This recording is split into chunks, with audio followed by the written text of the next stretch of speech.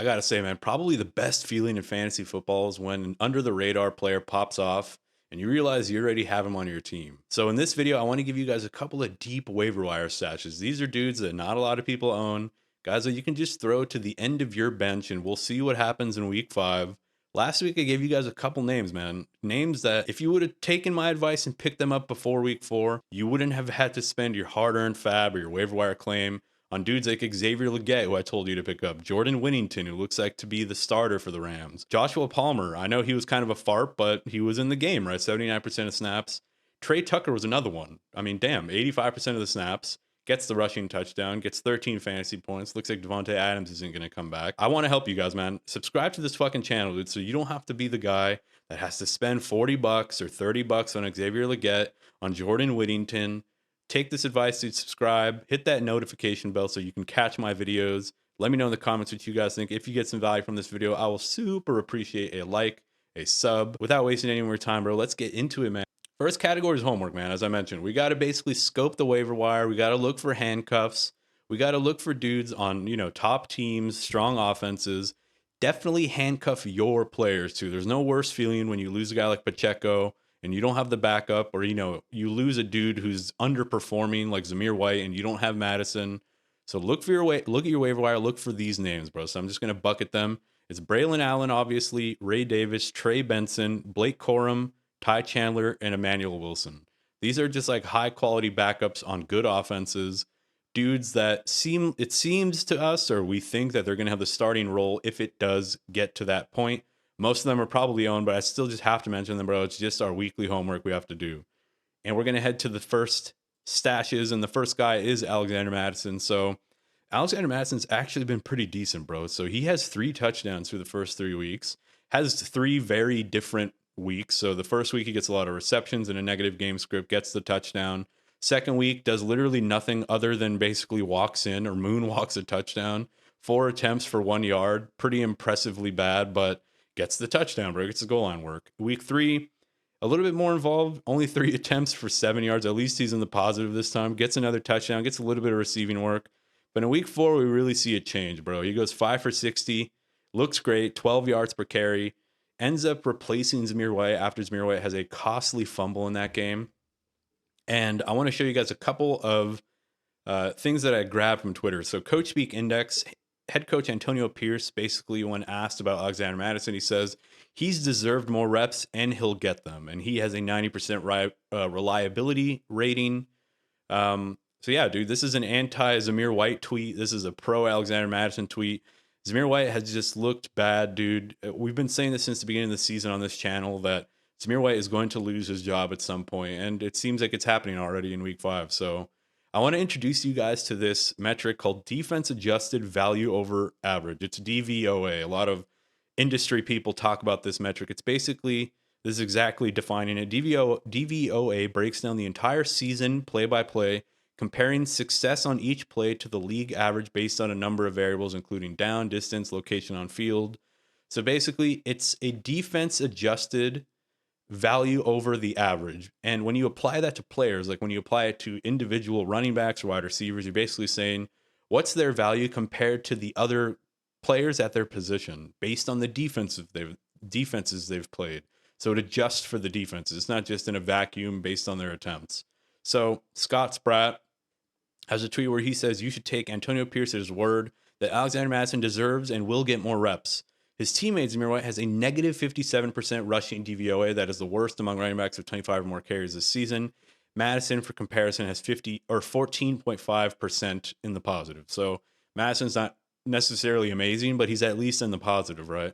So Zamir White, we see here on this chart, absolutely last on the chart, negative 57% through weeks 1 through 4. A little side note that I wanted to talk about is just look at some of the other names on this chart as just like, keep your eyes peeled, man, because it's guys that have either begun to lose their job, like Rashad White, Zamir White, DeAndre Swift, kind of losing a little bit of that early down work. Cam Akers, fuck Cam Akers, dude. I hate Cam Akers so much, man. I don't know why I picked up and started him 2 weeks in a row, but yeah, my blood pressure is spiking now, so let's stay focused on this video. Yeah, so that's basically the takeaway, man. Zamir White's bad. Alexander Mattison's a dude that you should be stashing ahead of week 5. he's probably picked up, but if not, throw him on the end of your bench, man. You are not going to regret it. Next dude is going to be Jalen Polk, another guy that probably owned in most leagues, but he's only owned in 20% of sleeper leagues. So it makes me think that maybe he's not, he's not that much owned. And if we look at his game logs here, we see pretty much weeks 1 through 4 doesn't do too much, does get into the end zone in week 2, has that touchdown. Let me zoom in so you guys can see. But in week 4 is where things start to turn around. So he goes 3 for 30, but on 7 targets. But importantly, he plays 83% of the snaps. And we see some interesting things start to change. So he currently ranks 3rd out of 101 qualifying receivers in separation win rate. So that's according to Fantasy Points data, which is one of the more reliable sources for fantasy data. What that basically means is he's separating. There's only 2 wide receivers in the entire NFL who separates at a higher rate than him. And then when we look at win rate, which is kind of goes in tandem with separation rate, he's number 1 also, 28% win rate on his routes. So the dude just wins routes. He's busting at people's asses. He's just not getting the ball, right? As you could see here, if only Jacoby Brissett could throw the ball more than 5 yards.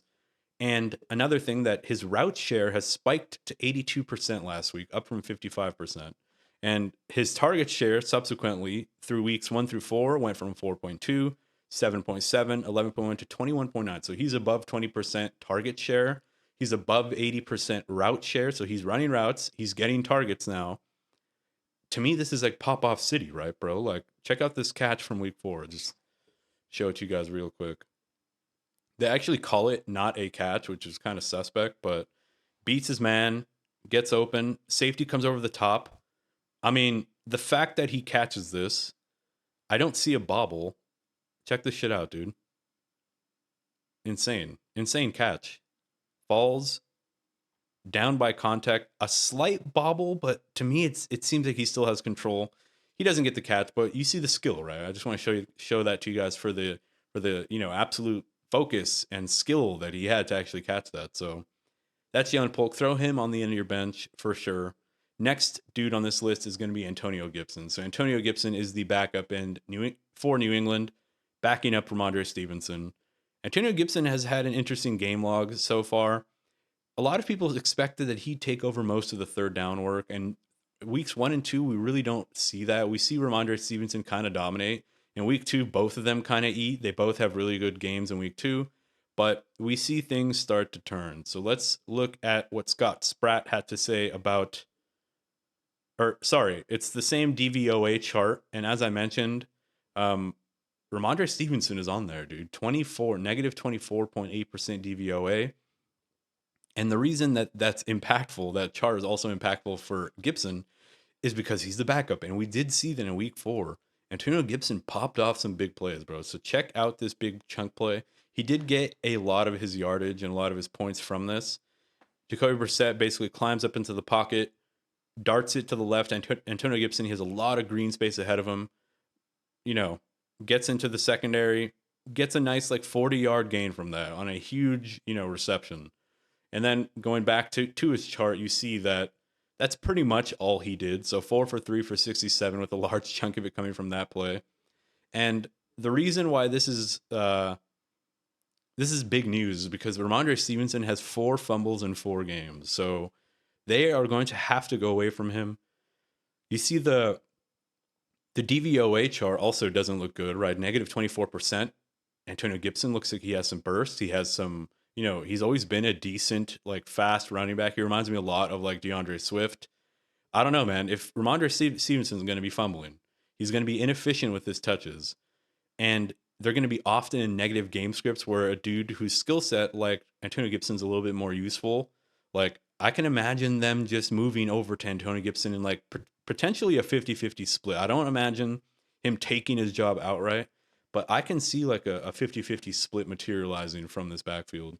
And the next dude on this list is JuJu Smith-Schuster, man. This one is disgusting. Basically, JuJu Smith doesn't really do much weeks 1 and 2. Weeks 3 gets on the field a little bit more. 3 for 2 does get into the end zone. And then in week 4, Rashee Rice basically gets deleted by Patrick Mahomes. JuJu Smith plays 52% of the snaps in the game, doesn't get any targets, receptions, or touchdowns or anything. not a good sign moving forward. It's definitely not somebody that I'm like, fuck yeah, dude, break the bank for him or drop anyone for him. But uh, we by default we have to take some shots on the wide receivers in this room. Like everybody's expecting Worthy and Travis Kelce to be the guys, and it's probably going to be the case. I'll put my money on that. But what if, dude? What if Juju Smith turns back the clock a little bit? I mean, he's only 27 years old, but what if he can be a little bit productive? What if he can do a little bit of what he used to do, right? And he, remember, he was on the Kansas City Chiefs only 2 years ago, where he did finish as a top 24 wide receiver, I believe, in that season. So I don't know, crazier things have happened. Just throw, Justin Watson as well for the Chiefs. Throw him at the end of your bench just to see how it shakes up. And yeah, moving on. Kendre Miller is the next guy. Basically, very, very easy thesis. He should be returning soon. Kamara's workload has been insane. So Kendre Miller is on IR at the moment. They said he might be practicing this week. I'm not sure if he actually did return to practice. Kamara's workload is insane, bro. 26 of the Saints' 61 touches. That's 42.6% for a 29-year-old running back whose specialty isn't really running between the tackles. So they're using Kamara in every way, and that's a lot of mileage, bro. And I don't know. I think Kendre Miller, not only is he a pretty good handcuff, I think he might actually have some standalone value, especially if they give him like early down work, maybe even some goal line stuff. He's just somebody that you have to add to the end of your bench. It's worth it for the roster spot just to see what happens. Last guy is Luke McCaffrey. This dude's been a mainstay on this channel. I've talked about him every week. And at this point, I might stop talking about him because he's just not producing. Like, he's showing so much good. His tape looks great. His metrics look great, but he's just not doing anything for us, man. So it's tough for me to even recommend this guy. But 82 PFF grade, he had an 82 PFF grade, which is his best of the season. And this is his 2024 separation score. So he's actually third in the NFL in separation through 4 weeks, 79.31%. Also some other interesting names on this list. Justin Watson from Kansas City, I just mentioned him. Rashad Bateman, dude, everybody's favorite useless wide receiver. Dontavian Wicks. I think Dontavian Wicks is going to be great, dude. If you already had waivers and you missed it, I think he can be really good. Yeah, man. I think Luke McCaffrey is somebody like, what if it starts to show up on the field? Like, you just never know. At the end of the day, he looks good. He's separating. He's getting sub 50% of the snaps, which I think could change as the season goes on, as they give him a little more look. And that's the last guy. I'm going to give you guys a couple players that you can also banish from your team. So these are dudes that I have no problem dropping for any of the guys above. First one is Cam Akers. Even if Mixon doesn't return, I will never put this man in a starting lineup again. I already mentioned it earlier. Fuck Cam Akers, dude. Drop him. Banish him. I will pay fab if I have to get him off my team. Next guy is Curtis Samuel. He's just not getting any volume. He's never on the field. He plays less than 40% of the snaps every week. You cannot have Curtis Samuel on your team. Carson Steele's another one. Dude, rest in peace, man. The dream lasted one day or 1 week. All that fab was wasted for nothing, but he basically fumbles instantly on like his second carry of the game. He gets instantly replaced by Kareem Hunt, who was literally working at Best Buy like last week. So CEH is also coming back too. So this backfield is going to be real murky. Tyler Johnson's another guy. He lost his job to Jordan Whittington. He was unspectacular. He didn't really look good on tape. You can drop him. Gus Edwards is another one. Him and Dobbins basically switched bodies before the season. And it looks like Gus Edwards is the one coming off of a brutal Achilles injuries. He just looks bad. He's not getting enough work. Dobbins is the clear lead back. So Ezekiel Elliot is the last guy on this drop list. He's just cooked, bro. Dowdle's the starter. They even said like they're moving away from a committee and it's just going to be the Rico Dowdle show. That's it for the video, boys. Hope you enjoyed it. Hope you liked this video. Get these guys on your teams before week 5, bro. Just throw some darts, man. Throw some darts. Throw them on your team. You never know what can happen. And I'll catch you guys in the next video. Peace.